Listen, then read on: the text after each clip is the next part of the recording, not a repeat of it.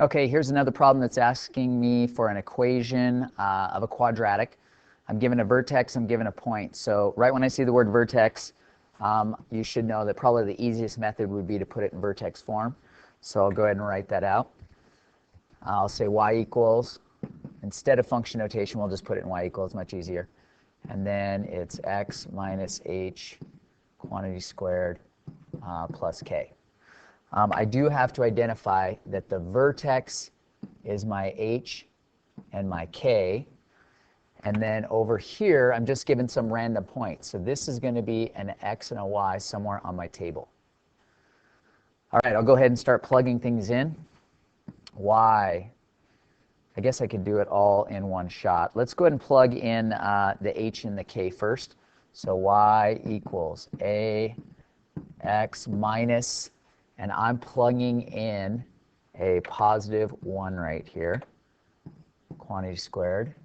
And then this will just be plus 11.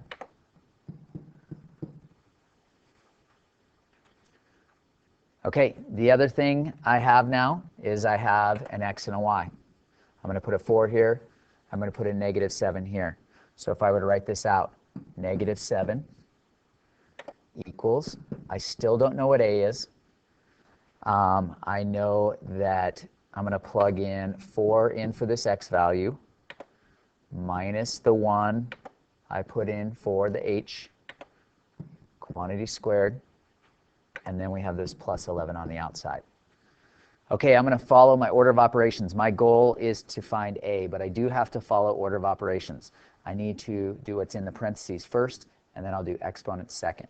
So if I rewrote this, I would have negative 7 equals a times 3 squared plus 11.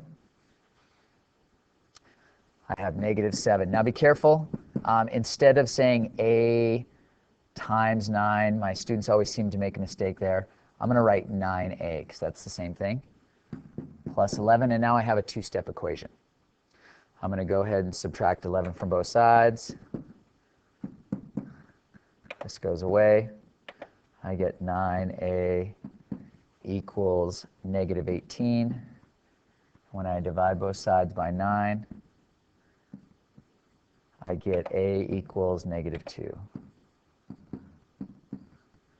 Okay, in order to write it in an equation, I only need the a, the h, and the k.